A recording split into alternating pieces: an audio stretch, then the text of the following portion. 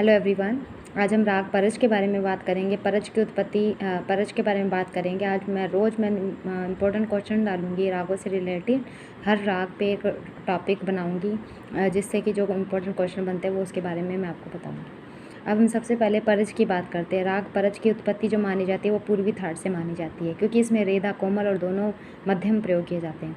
इसका जो जाति है वो ओढ़म संपूर्ण माना जाता है। उसका समय जो है वो रात्रि का अंतिम प्रहर माना जाता है।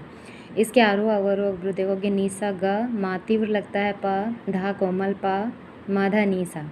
इसमें ज़्यादातर वैसे ये पूछा जाता है कि इसकी पकड़ क्या है। पकड़ आपको ध्यान रखनी है। सानी धापा, मापा धापा, गा मा गा। मा तीव्र लगता है, धा कोमल लगता है। तो आप इस तरीके से देखिए। अब परज के बारे में कई विद्वानों में अभी भी असमंजस रहता है, क्योंकि पंडित भाटखंडे जो थी वो क्रमिक पुस्तक मलिका के चौथा भाग था, उसमें परज को उन्होंने संपूर्ण जाति का माना था। लेकिन अभी आपको मैंने बताया कि इसकी जाति जो है वो ओढ़ संपूर्ण है। किंतु आरोह अवरोह को स्वरोह बताते हुए उन्होंने सबसे पहले आरोह में जो था वो ऋषभ और पंचम स्पष्ट रूप से वर्ज्य रखे थे। ऋषभ और पंचम को स्पष्ट रूप से वर्ज्य रखा था। परज का परिचय जब उन्होंने दिया था, उन्होंने इसी विषय पर कुछ प्रकाश नहीं डाला था कि परज की जाति संपूर्ण है।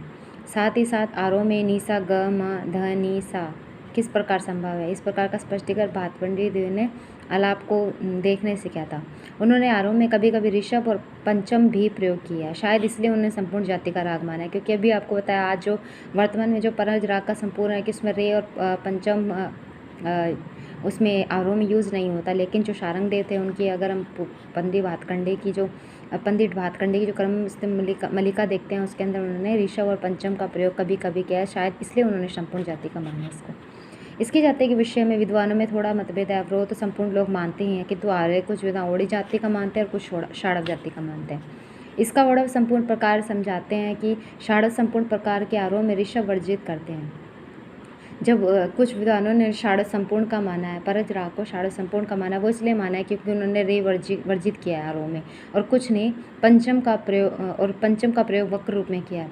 लेकिन कुछ ने रे और पा दोनों को वर्जित किया है, जिसकी वजह से उसको ओढ़व माना गया है। तो वैसे तो ये ओढ़व संपूर्ण जाति का ही है, लेकिन सब आजकल तो यही है कि आप किसी भी राग में देख लो, हल्का फुल्का टच तो लगा ही देते हैं राग को अलग आकार, अच्छा रूप देने के लिए। भातखंडी जी ने परज का इसी प्रकार से समर्थन किया कि उन्होंने रे और पा का हल्का हल्का टच लिया था, इस वजह से उन्होंने संपूर्ण जाति का उसको मान लिया था।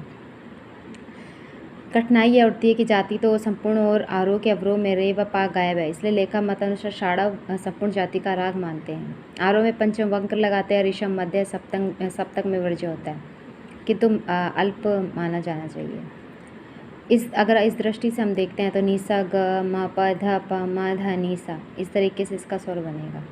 और इसके बारे में यह होता है उत्तरायण प्रधान राग है। इसका चलन जो होता है वो मध्य सप्तक के उत्तर अंग तथा ताड़ सप्तक में होता है। मध्य सप्तक के उत्तर अंग तथा ताड़ सप्तक में होता है। इसकी चाल जो है वो चप्पल है, इसलिए इसको लोग इसमें विलंबित ख्याल बहुत कम गाते हैं। पूर्वी थाट के राग जो आप जानते हो मुख्य रूप से दो अंगों से गाया जाता है। पूर्वी थाट जो राग है वो श्री अंग से और पूर्वी अंग से। परज जो है वो पूर्वी अंग से गाया जाता है और इसमें दोनों मध्यमों का प्रयोग होता है। तीव्र मध्यम का प्रयोग जैसा कि आप जानते हो आरोह में करते हैं और शुद्ध मध्यम का प्रयोग अवरोह में करते हैं।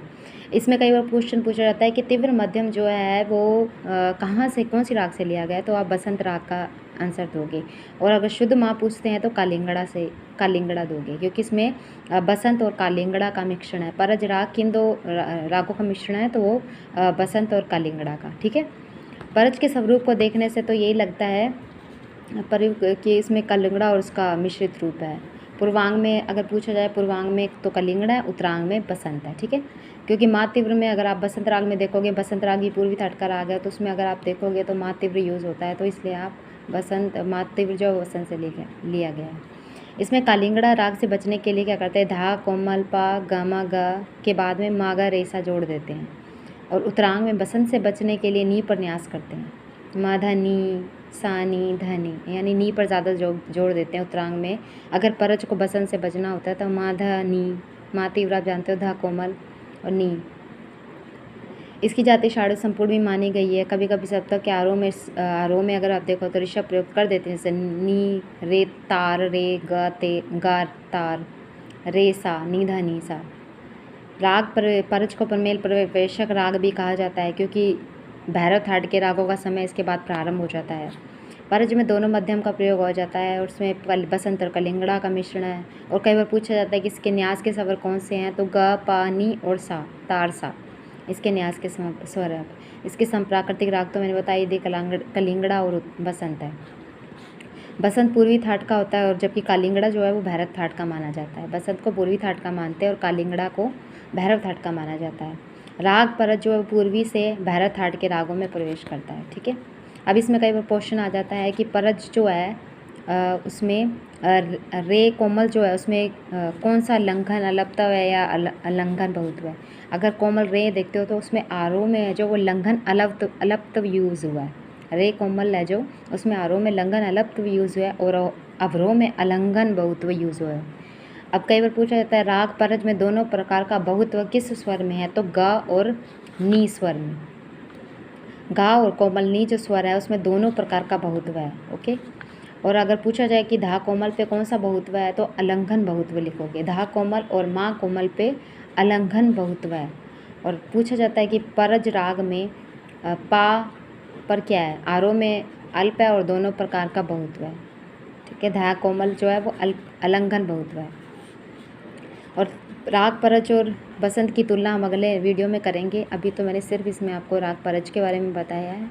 Thank you so much.